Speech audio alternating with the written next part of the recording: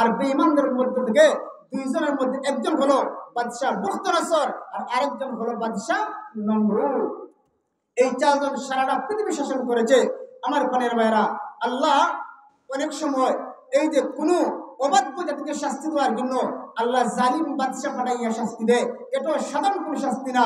বাদশাহ বুখতানসরকে আল্লাহ পাঠাইয়া দিছে দানিয়াল নবীর উম্মতদেরকে, দানিয়াল নবীর কওমের লোকদেরকে শাস্তি দেওয়ার জন্য। এবার বুখতানসর আইসা ডাক ডাকো, আমার লোকেরা যাও সারা পৃথিবী জুড়ে আলান দিয়ে দাও অমুক দিন মূর্তির পূজা হবে, লোকদেরকে মূর্তির দিকে আহ্বান করো। এবার তারা যাইয়া দানিয়াল নবীর উম্মত অর্থাৎ ফিলিস্তিনের মধ্যে যাইয়া তারা তাকায় দেখে দানিয়াল নবীর উম্মতেরা যদিও দানিয়াল নবীর কথা মানে না, কিন্তু তারা মূর্তির পূজা ভালো হয় না, মূর্তির পূজা ভালো হয় না। বাদশাহ ঘোষণা দিল যে ওরা মূর্তি পূজা করতে হবে। এক পর্যায়ে যখন তারা তা মানল না, এবার বাদশাহ ডাক দেয় এবার ফিলিস্তিনের উপর আক্রমণ চালাও। একদিনে 70,000 বনি ইসরাইলদেরকে হত্যা করেছে, যেরকম নাউজুবিল্লাহ। এবং 70,000 বনি ইসরাইলদেরকে ইরাকের ওয়ান টাইমের একটা কারাগার, বাবেল নামক জায়গায় একটা ওয়ান টাইমের কারাগার বানাইয়া 70,000 লোকের কারাগারের মধ্যে বন্দী করেছে। ওই 70,000 বন্দির মধ্যে একজন ছিলেন আল্লাহর নবী হযরত দানিয়েল আলাইহিস সালাম। বলেন তো ওই জায়গায় দানিয়েল নবীর কোনো অপরাধ আসেনি? অপরাধ নাই। এই জন্য আমরা গুনাহ করি, কিছু মানুষে গুনাহ করার কারণে আল্লাহওয়ালা বান্দা, আল্লাহর নেককার বান্দারাও আল্লাহর আযাবের মধ্যে, শাস্তির মধ্যে গ্রেফতার হয়ে যায়। আমার প্রাণের ভাইয়েরা, যেই মাত্র 70,000 বনি ইসরাইলদেরকে এবার ইরাকের বাবেল নামক জায়গায় ওয়ান টাইমের কারাগারের মধ্যে যখন ঢুকাইয়া দেওয়া হলো, ওই জায়গার মধ্যে একজন নবী ছিলেন দানিয়েল আলাইহিস সালাম। বলেন তো জেল ভালো জায়গা না খারাপ জায়গা? খারাপ জায়গা। জেলের মধ্যে রাখা হয় সুরার বাটপারদেরকে। ওই জেলের মধ্যে আল্লাহর নবী হযরত দানিয়েল আলাইহিস সালাম যখন গেলেন, এবার দানিয়েল নবীর 70,000 উম্মতেরা যখন তাকে দেখলো জেলের মধ্যে থাকা সম্ভব না, এত কষ্ট জেলের মধ্যে, এবার তারা আল্লাহর নবী দানিয়েলের কাছে চলে যায়। ডাক দেখো, ওগো নবীজি দানিয়েল, আমরা এখনই কালিমা পড়ে নিলাম, আপনার কথা আগে শুনলাম না।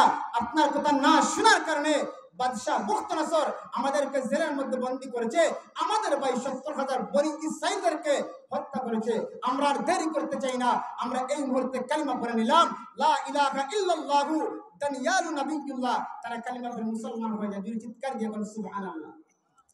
আমার প্রাণের ভাইয়েরা, যেই মাত্র দানিয়েল নবীর উম্মতরা কালিমা পড়ে মুসলমান হয়ে যায়, অমনি মুহূর্তে তারা ডাক দেখো, গো নবীজি দানিয়েল, আপনি আল্লাহর দরবারে দোয়া করুন, আল্লাহ যেন আমাদেরকে জেল থেকে মুক্ত করার ব্যবস্থা করে দেন, যেরকম সুবহানাল্লাহ। আমার প্রাণের ভাইয়েরা, নবীদের বদদোয়া কখনো বেকার যায় না। আল্লাহর নবী দানিয়েল আলাইহিস সালাম এবার আল্লাহর কাছে দোয়া করেন, আল্লাহ আমার উম্মতদেরকে, আমার কওমের লোকদেরকে আপনি জেল থেকে মুক্ত হওয়ার ব্যবস্থা করে দেন, কারণ তারা তো কালিমা পড়ে মুসলমান হয়ে গিয়েছে। আমার প্রাণের ভাইয়েরা, ওইদিকে আমার আল্লাহ বাদশাহ বুখতানসরকে একটা স্বপ্ন দেখাইলেন। বাদশাহ স্বপ্ন দেখছে, ঘুম থেকে উঠিয়া স্বপ্নের কথাটা ভুলে গেছে। বলেন তো কোন ব্যক্তি যদি স্বপ্নের ব্যাখ্যা নিতে চায়, স্বপ্ন না বললে কেউ ব্যাখ্যা দিতে পারবো নি, ব্যাখ্যা দেওয়া সম্ভব না। আমার প্রাণের ভাইয়েরা, বাদশাহ বুখতানসরের রাজ দরবারের মধ্যে কিছু জ্যোতিষী ছিল, তারা গাইবের খবর রাখতো, এটা ছিল তাদের ধারণা। অথচ আল্লাহ ছাড়া কেউ গাইব জানে না, আমার আপনার নবীও কিন্তু গাইবের খবর রাখে না। এবার বাদশাহ বুখতানসর ডাক দেখো, ও জ্যোতিষীরা, আমি এরকম ভাবে একটা স্বপ্ন দেখছি, কিন্তু আমার স্বপ্নটা মনে নাই, তোমরা আমার স্বপ্নটা বলে দাও, স্বপ্নের ব্যাখ্যাটা বলে দাও। বলেন তো জ্যোতিষীরা পারবনি? কখনো সম্ভব না। আমার প্রাণের ভাইয়েরা, ওইদিকে আল্লাহর নবী দানিয়েল আলাইহিস সালাম আছেন ইরাকের জেলের মধ্যে। আমার আল্লাহ জিবরাইলকে পাঠাইয়া দিয়া এবার ওই স্বপ্নটা দানিয়েল নবীকে জানাইয়া দিছে, ব্যাখ্যা জানাইয়া দিছে। ওইদিকে আল্লাহর নবী দানিয়েল আলাইহিস সালাম জেলের মধ্যে আছে। বাদশাহ বুখতানসর ডাক দেখো, আমার জ্যোতিষীরা, এক সপ্তাহের টাইম দিলাম, আমার স্বপ্ন বলবা, ব্যাখ্যা বলবা, না হয় তোমাদেরকে হত্যা করা হবে। আমার প্রাণের ভাইয়েরা, আল্লাহর নবী দানিয়েল আলাইহিস সালাম ওইদিকে স্বপ্ন জানে, ব্যাখ্যা জানে। দানিয়েল নবী ডাক দেখো, পুলিশ সুপার, ও জেল সুপার, আমি কিন্তু ওই বাদশার স্বপ্ন জানি, ব্যাখ্যা জানি। আমার প্রাণের ভাইয়েরা, জেল সুপার ডাক দেখো, ও দানিয়েল, তুমি কি সত্যি ব্যাখ্যা জানো, স্বপ্ন জানো? জি আমি জানি। আমার পানের বাজেল সুপার ডাক দেখো, যদি বাদশার স্বপ্ন তুমি জানো আর যদি ব্যাখ্যাটাও জানো তাহলে তোমারও লাভ হবে, আমি জেল সুপার লাভ হবে। যদি বাদশার খবরটা দেই, বাদশার ব্যাখ্যা এবং স্বপ্ন বলে দাও, তাহলে আমারও র্যাঙ্ক বাড়বে, তুমি দানিয়ালও জেল থেকে মুক্ত পেয়ে যাবে। যেরকম সুবহানাল্লাহ। আমার পানের ভাইরা, এবার আল্লাহর নবী হযরত দানিয়েল আলাইহিস সালামকে বাদশা বুখতনসরের সামনে নেওয়া হলো। যেই মাত্র আল্লাহর নবী বাদশা বুখতনসরের রাজ দরবারের মধ্যে প্রবেশ করবেন, তাকায় দেখেন একটা লোহার শিকল দিয়া, লোহার শিকল বাঁধা, লোহার শিকলের নিচ দিয়া বাদশা বুখতনসরের সাজদা দিয়া ঢুকতে হয়। যেরকম নাউজুবিল্লাহ।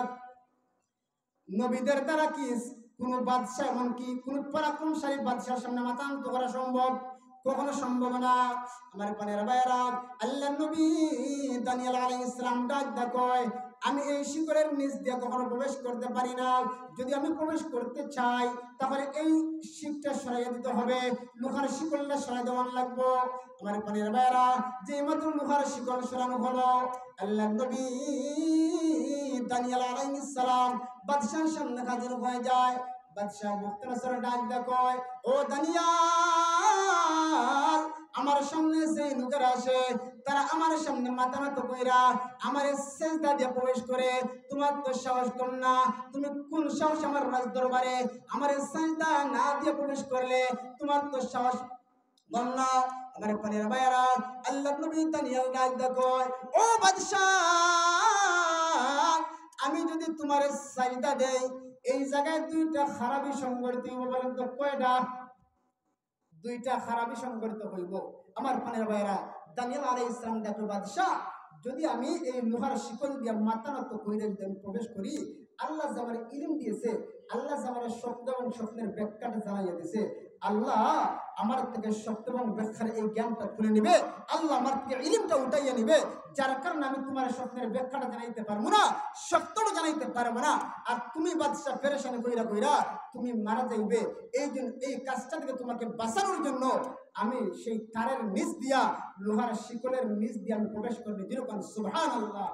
এই জন্য আল্লাহ রাব্বুল আলামিন যাদেরকে নবী নির্বাচিত করে, আল্লাহ বলে তো দুই নবী বানায় না, আল্লাহ যাদেরকে নবী বানায় তাদের মধ্যে যেমন ইলম থাকে, তাদের মধ্যে হেলেমও থাকে, ইলমের সাথে সাথে ধৈর্য থাকে। আল্লাহর নবী দানিয়েল আলাইহিস সালামের ধৈর্য কেমন, বুদ্ধি কেমন, জ্ঞান কেমন, ইলম কেমন। আমার প্রাণের ভাইরা, অমনি মুহূর্তে বাদশা বুখতনসর ডাক দেয়, ও দানিয়েল পয়গম্বর, তুমি আমার সাজদা না দিয়া বড় ভালো কাজই করেছো। আমার প্রাণের ভাইরা, এবার বাদশা বুখতনসর ডাক দেয়, ও দানিয়েল পয়গম্বর, এবার আমার স্বপ্নের ব্যাখ্যাখানা বলে দাও। আমার প্রাণের ভাইরা, আল্লাহর নবী দানিয়েল আলাইহিস সালাম ডাক দেয়, বাদশা বুখতনসর, ও বাদশা বুখতনসর, আপনি রাত্রিবেলা একটা বাগানের মধ্যে বেড়াইতে গিয়েছিলেন, আপনি তাকায়া দেখলেন একটা মূর্তি। বলেন তো কি? একটা মূর্তি তাকায়া দেখলেন, যে মূর্তির মাথা হলো আসমানে, মূর্তির পাটা হলো